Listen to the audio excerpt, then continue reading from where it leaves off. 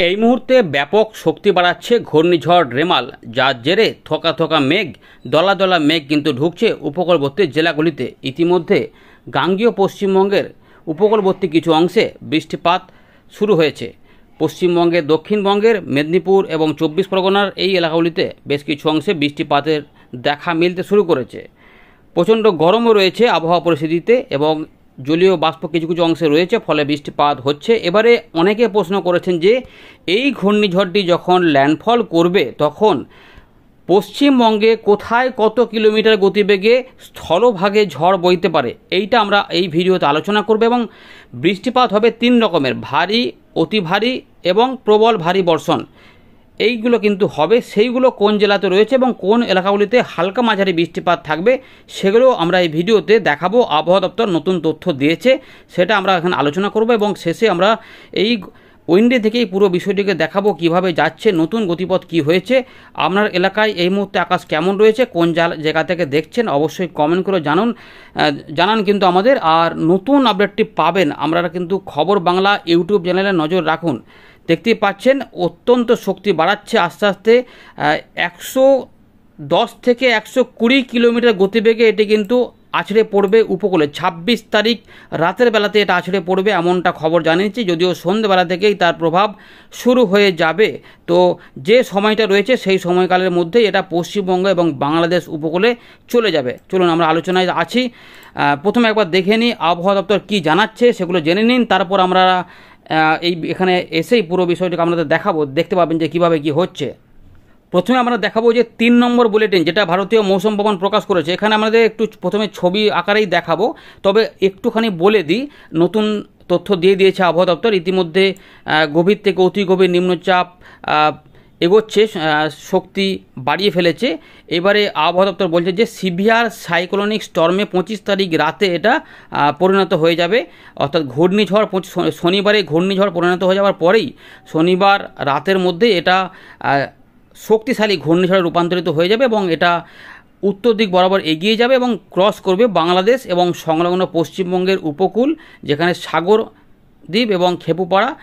26 তারিখ মিডনাইট অর্থাৎ 26 তারিখ রাতে এটা সিভিয়ার সাইক্লোনিক স্টর্ম বা শক্তিশালী ঘূর্ণিঝড় হিসাবে আছড়ে পড়বে। যখন গতিবেগ থাকবে, দেখুন এই ছকটাতে দেখুন 110 থেকে 120 কিলোমিটারের মধ্যে গতিবেগ থাকবে এই সিভিয়ার সাইক্লোনিক স্টর্ম হিসাবে।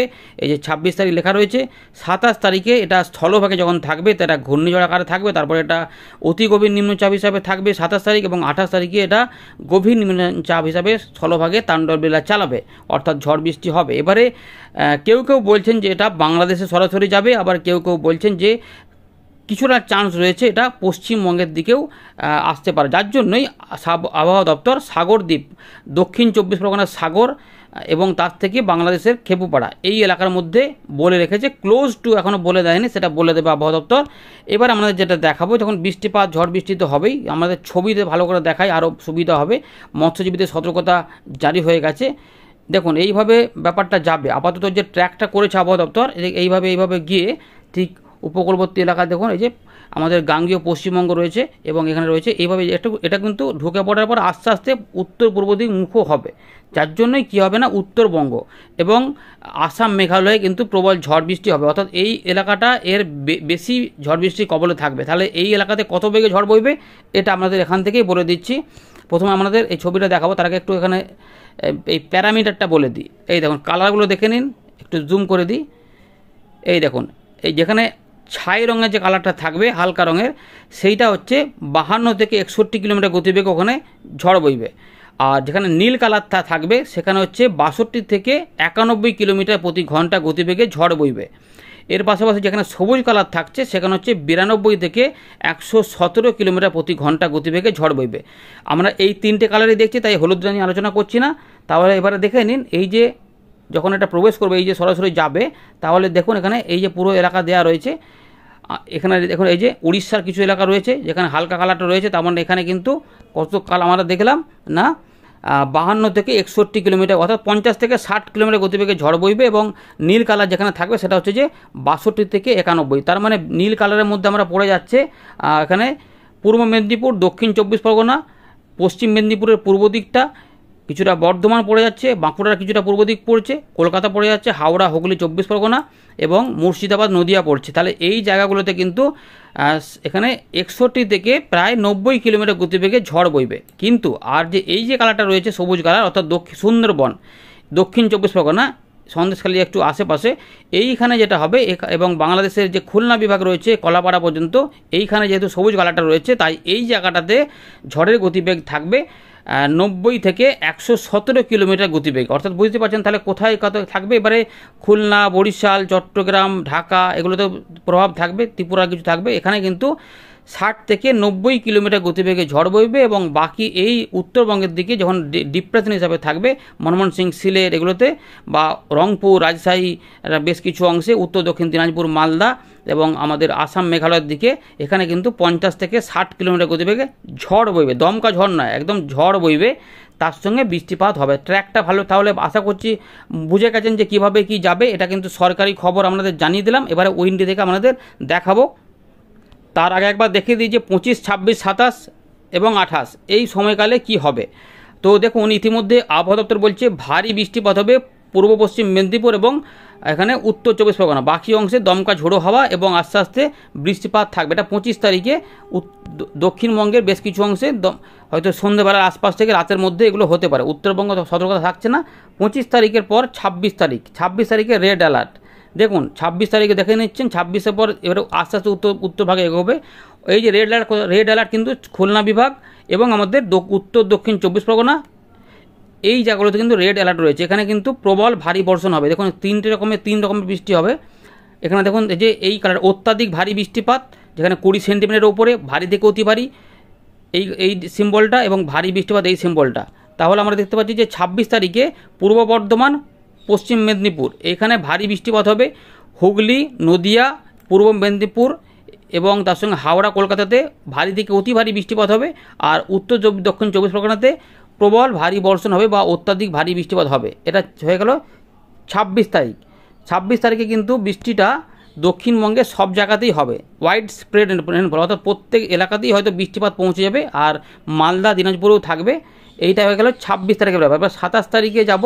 27 তারিখে উত্তর স্থলভাগে পৌঁছে যাবে। ওই সময়কালে পূর্ব মেদিনীপুর এবং পশ্চিম মেদিনীপুরে ভারী বৃষ্টিপাত, আর হুগলি, এখানে হাওড়া, কলকাতা, উত্তর দক্ষিণ 24 পরগনা, নদিয়া এবং মুর্শিদাবাদ ভারী থেকে অতি ভারী বৃষ্টিপাত। পশ্চিম বর্ধমান, পূর্ব বর্ধমান, বীরভূম ভারী বৃষ্টিপাত হবে। এদিকে মালদা এবং দক্ষিণ দিনাজপুর ভারী থেকে অতি ভারী বৃষ্টিপাত। উত্তর দিনাজপুর, জলপাইগুড়ি, আলিপুরদুয়ার, কিছুটা কোচবিহার হবে, এখানে ভারী বৃষ্টিপাত হতে পারে। 27 তারিখ। এবারে আমরা চলে এলাম উইন্ডির লাইভ স্ক্রিনে। দেখুন নতুন যে ট্র্যাকটা হয়েছে ECMW মডেল, এইভাবে কিন্তু ব্যাপারটা যাবে। 25 তারিখ সন্ধ্যাবেলাতে উপকূলের কাছে চলে যাবে। 25 তারিখ রাত থেকে 26 তারিখ সকালবেলাতেই এটা শক্তিশালী ঘূর্ণিঝড়ে পরিণত হয়ে আস্তে আস্তে এগোতে থাকবে এবং এই সময়কালে আমরা দেখতে পাচ্ছি এই জায়গাটাতে প্রচণ্ড কিন্তু ঝড় থাকবে। ইতিমধ্যে আবহাওয়া দপ্তর বলে দিয়েছে কত কিলোমিটার গতিবেগ হবে। তো আমরা দেখতে পাচ্ছি কিন্তু ভালোই গতিবেগ রয়েছে। তো ভয়ঙ্কর ঝড় বৃষ্টি নিয়েই এগোবে, এটা এই জায়গাটাতে এফেক্ট করবে। তো এবারে দেখুন ঝড়ের গতিবেগ আমরা বলে দিয়েছি, কলকাতার আশেপাশে 90 থেকে 60 থেকে 90, আর 24 পরগনার দিকে 90 থেকে 117 কিলোমিটার মধ্যে গতিবেগ থাকবে। আর বাকি এলাকাগুলিতে পশ্চিম বর্ধমান বা এগুলোতে, পুরুলিয়াগুলোতে 50 থেকে 60 কিলোমিটার গতিবেগে ঝড়ো হাওয়া বয়ে যাবে। এবারে দেখুন আস্তে আস্তে এটা কিন্তু কোথায় প্রবেশ করছে। এখন একটুখানি ট্র্যাকটা বদল হয়েছে, মনে হচ্ছে যেন আগে এর থেকে একটু বদল হয়েছে। এটা সরাসরি কিন্তু এখানে একদম সে আমফানের মতো চলে যাচ্ছে দক্ষিণ 24 পরগনার উপর দিয়ে কলকাতা। তাহলে আবহাওয়া দপ্তর যেটা ডাউট করছে যে এই জায়গাতে আসার পরে যে সাগরদ্বীপ থেকে খেপুপাড়া বলেছে, সেই জন্য এইটা বলেছে যে একটুখানি রয়েছে যে যদি বদল হয় আর কি। তার জন্য যদি সেটাই যদি হয় তাহলে সরাসরি কিন্তু পশ্চিমবঙ্গে যেতে পারে। তাহলে সেক্ষেত্রে সরাসরি বাংলাদেশে যাবে না, যেটা আপাতত এখান থেকে ট্র্যাক দিচ্ছে। তো কলকাতা উপর দিয়ে যখন যাবে তাহলে তো কলকাতাতে আরও ঝড়ের গতিবেগ বেড়ে যাবে। যদি কেন্দ্রটা কলকাতাতেই থাকে তো সরাসরি যদি কলকাতার উপর দিয়ে যায়, সেটা কিন্তু 26 তারিখ রাতে, 26 তারিখ সন্ধ্যেবেলার পর থেকে এটা ট্র্যাক এখানে কিন্তু ঢুকে পড়বে। অর্থাৎ সন্ধ্যেবেলাতেই সাগরদ্বীপের কাছাকাছি উপকূলবর্তী এলাকাতে ঢুকবে। সেক্ষেত্রে কিন্তু আমাদের এলাকাতে বৃষ্টিপাত বেড়ে যেতে পারে এবং বাংলাদেশে বরিশাল, চট্টগ্রাম এবং খুলনা বিভাগে প্রচণ্ড ঝড় বৃষ্টি লেগে যাবে। এটা কিন্তু এইভাবে দেখুন এগোচ্ছে, এইভাবে এগোতে থাকছে। গোটা বাংলা জুড়েই কিন্তু বৃষ্টিপাতের প্রভাব থাকবে, এইভাবে এটা এগোতে থাকবে। 27 তারিখ সারাদিন ধরে দেখা যাচ্ছে যে একদম বীরভূম মুর্শিদাবাদ মানে নদিয়ার উপর দিয়ে 24 পরগনা, কলকাতা, 24 পরগনা, বর্ধমান, পূর্ব বর্ধমানের উপর দিয়ে এটাকে নদিয়ার দিকে দেখো যে পূর্ব বর্ধমানে কিন্তু কেন্দ্রটা থাকছে, সেক্ষেত্রে হয়তো প্রচণ্ড ঝড় বৃষ্টি হবে, সেক্ষেত্রে আরও বাঁকুড়ার দিকেও বেড়ে যাবে। তো এই চিত্রটা পাওয়া যাচ্ছে ঢাকা, রাজশাহীর দিক থেকে এটা আস্তে আস্তে উত্তর পূর্ব দিকে বেঁকে যাওয়ার চেষ্টা করবে হয়তো, সেক্ষেত্রে মালদার পাশ দিয়ে রাজশাহীর উপর দিয়ে এটা রংপুরের দিক হয়ে মানে দিনাজপুরে, দক্ষিণ দিনাজপুর পর্যন্ত যাচ্ছে কেন্দ্রটা। এই সময়তে ডিপ্রেশন আকারে থাকবে, তার মানে আপডেট যদি আবহাওয়া দপ্তর পাল্টাতেও পারে সামান্য, দিয়ে এটা ঠিক আসাম মেঘালয়ের পশ্চিম ভাগে কোচবিহারের নিচে দিয়ে প্রবেশ করে যাচ্ছে 29 তারিখ রাতের মধ্যে। তাহলে বুঝতে পারছেন যে বৃষ্টিপাতও তাহলে নিশ্চয়ই বদল হবে।